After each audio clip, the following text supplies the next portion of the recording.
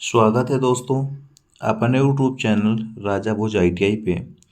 दोस्तों ये paper electrician theory के है और सेकंड ईयर वाले स्टूडेंट के लिए है। यदि आप ITI कर रहे हो या कंपटीशन की तैयारी कर रहे हो तो आपके लिए बहुत इंपॉर्टेंट क्वेश्चन पेपर है। आप इसको ज़रूर देखिए।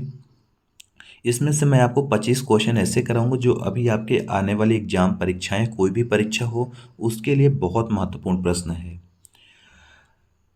चैनल पे नए हो चैनल को सब्सक्राइब कर लीजिए ताकि किसी भी प्रकार के आपके नोटिफिकेशन आए वैकेंसी से रिलेटेड न्यूज़पेपर से रिलेटेड तो आपके पास ज़रूर पहुँचे। आज का फर्स्ट नंबर क्वेश्चन हमारा यही है, किसी संचरण प्रणाली का फीडर किसको शक्ति प्रदान करता है।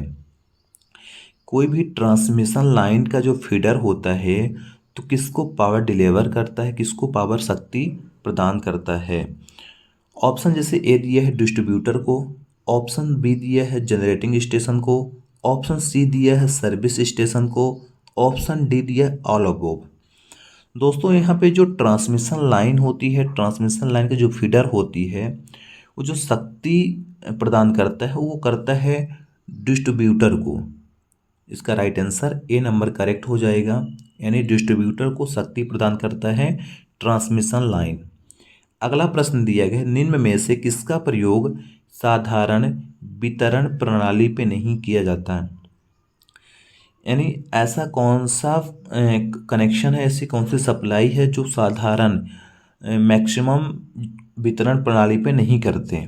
तो इसमें से इसका जो राइट आंसर होगा 3 फेस 3 वायर। क्या होता है, 3 फेस की जगह में हमें 4 वायर का यूज किया जाता है, L1 L2 L3, L1 L2 L3। फिर इसके साथ एक न्यूट्रल लाइन का भी हमें ट्रांसमिट करना पड़ता है, तो वहाँ पे 3 फेस 4 लाइन का उपयोग करना पड़ता है।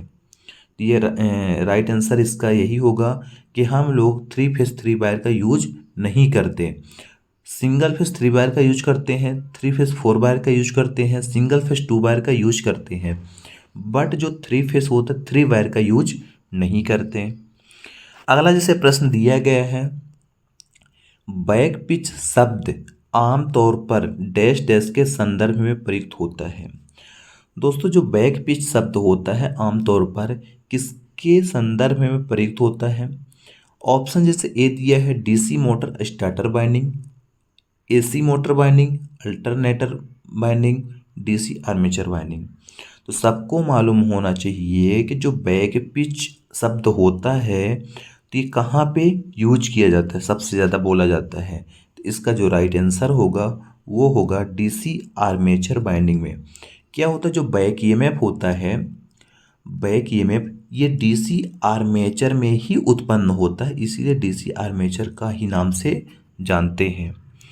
अगला प्रश्न दिया गया है, चौथा नंबर प्रश्न ये है, इनमें से क्या इलेक्ट्रिक करंट के तापी प्रभाव का इस्तेमाल नहीं करता है।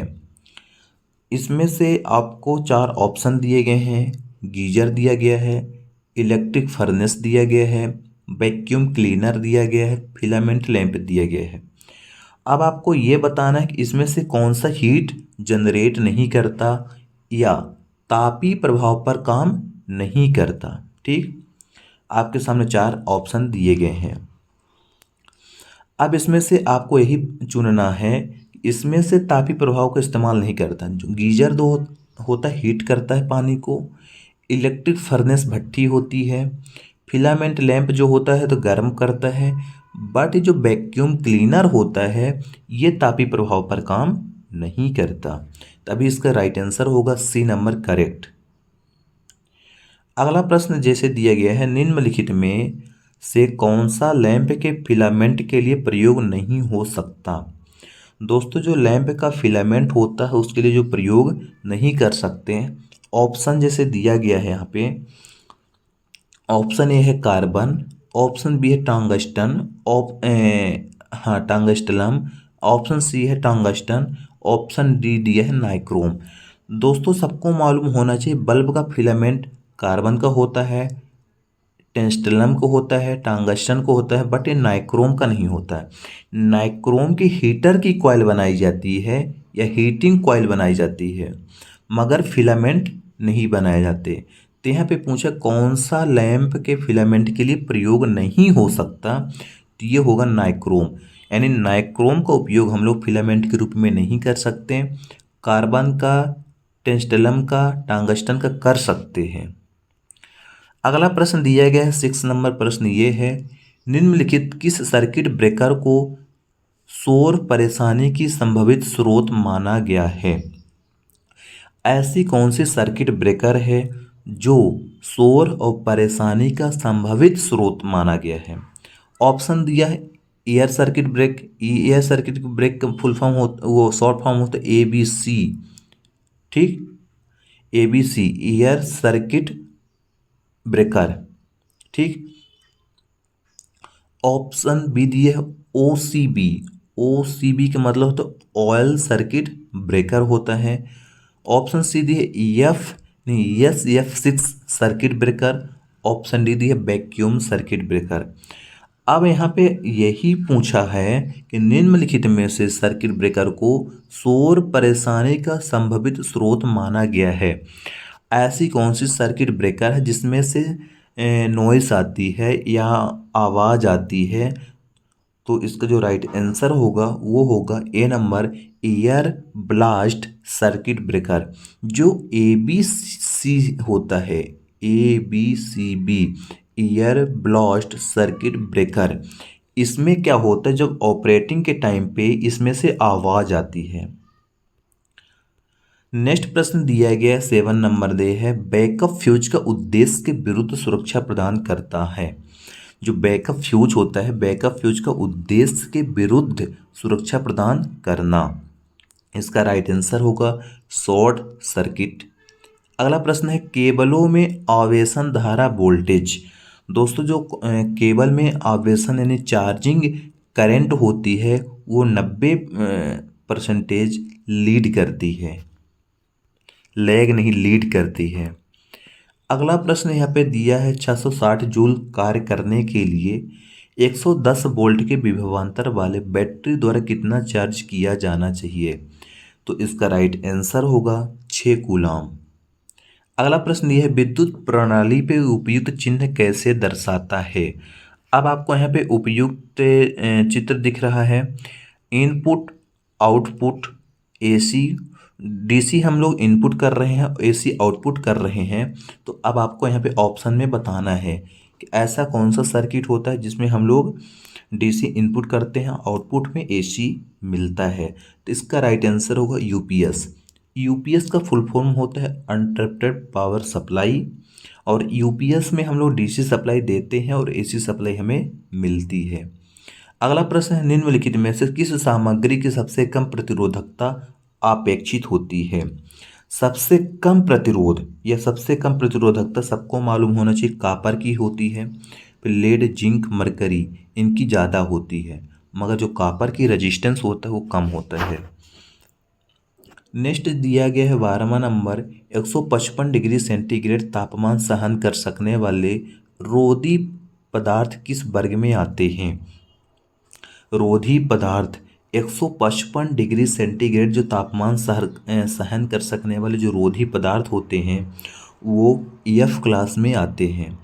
अगला प्रश्न है, 12 ओम प्रतिरोध के एक तांबे के तार को वृत्त की आकृति में मोड़ा गया है। व्यास के किन्हीं दो सम्मुख बिंदुओं के बीच का प्रतिरोध। एक दिया है 12 ओम प्रतिरोध का वायर है। अब इस प्रतिरोध वायर को हम लोग कितना मोड़े हैं, वृत्त के आकार को इसको मोड़ दिए हैं। वृत्त के आकार में अब A और B के बीच के बताना है। ठीक, तो इसका जो राइट आंसर आने वाला है वो होगा 13 नंबर के 3 ओम। ठीक, अब 12 का आधा हो गया 6। ठीक, अब 6 के बीच के जो नापना है तो 3 ओम आएगा। अगला प्रश्न जिसे दिया गया है 14 नंबर, एक सर्किट जिसमें आपूर्ति वोल्टेज, एक सर्किट है जिसमें सप्लाई वोल्टेज 125 वोल्ट और श्रेणी में समरूप 100 प्रतिरोध संयोजित हैं। प्रत्येक प्रतिरोध के लिए वोल्टेज कितनी होगी। यानी रजिस्टेंस दिया गया है 100 और वोल्टेज दिया गया है 125। तो अब यहाँ प्रत्येक प्रतिरोध के लिए वोल्टेज बताना है कि जो प्रतिरोध है उसमें वोल्टेज कितनी गुजरेगी। तो इसका राइट आंसर होगा 14 नंबर का 1.25। राइट आंसर इसे बी नंबर करेक्ट हो जाएगा। अगला दिया है प्रश्न नंबर n ओम का प्रत्येक ऐसे प्रतिरोध n संख्या में समानांतर में कनेक्ट करने पर प्रभावी प्रतिरोध क्या होगा। इसका राइट आंसर होगा 1 ओम। अगला संधारित्र को कभी भी किस कूटबद्ध में नहीं किया जाता है। सबको मालूम होना चाहिए जो कैपेसिटर होता है इसको किलो फैरेड में हम लोग नहीं मेजर करते। अगला प्रश्न दिया गया 17 नंबर है। एक शुद्ध प्रेरक परिपथ में धारा तथा वोल्टेज के बीच फेज अंतर कितना होता है। एक प्योर परिपथ है, इंडक्टिव सर्किट है जिसमें करंट और वोल्टेज के बीच फेज अंतर कितना होता है। तो इसका राइट आंसर होगा π/2। अगला है प्रतिबाधा Z बराबर 6 + j8 ओम में। इसका राइट आंसर होगा रिएक्टिव।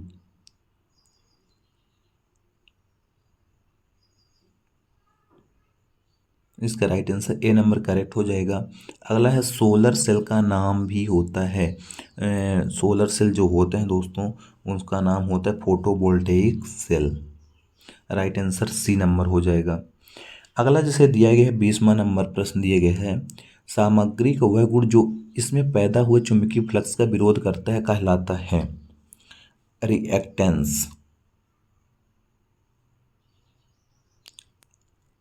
अगला प्रश्न है एकल कोर में केबिल सामान्यतः डैश डैश प्रदान नहीं करते। एकल कोर की जो केबिल होती है उसमें स्टील आर्मरिंग का यूज नहीं किया जाता। अगला जैसे 22 नंबर प्रश्न दिया गया है। 4 बिट के समूह को क्या कहा जाता है। सबको मालूम होना चाहिए जो 4 बिट के समूह होते हैं उसको निबल बोलते हैं। निम्नलिखित में से कौन सा बुलियन समीकरण है। इसका राइट आंसर होगा a+1 = a। अगला प्रश्न जिसे दिया गया है यहाँ पे 24 नंबर और 25 नंबर। 24 नंबर है एक सामान्य आधार एम्पलीफायर का करंट लगभग कितना है। इसका राइट आंसर होगा 24 नंबर के <1। अगला है उच्च वोल्टेज केबिल में इंसुलेशन के लिए आमतौर पर प्रयोग की जाने वाली सामग्री कौन सी है। इसका राइट आंसर होगा बी नंबर पेपर। उच्च इंसुलेटिंग के लिए जो आमतौर पर उपयोग की जाती है सामग्री उससे बोलते हैं पेपर। तो ये दोस्तों आपके 25 क्वेश्चन का सोल्यूशन हो गया है। मिलते हैं नेक्स्ट वीडियो में। इसको बिल्कुल आप लोग रट लीजिए।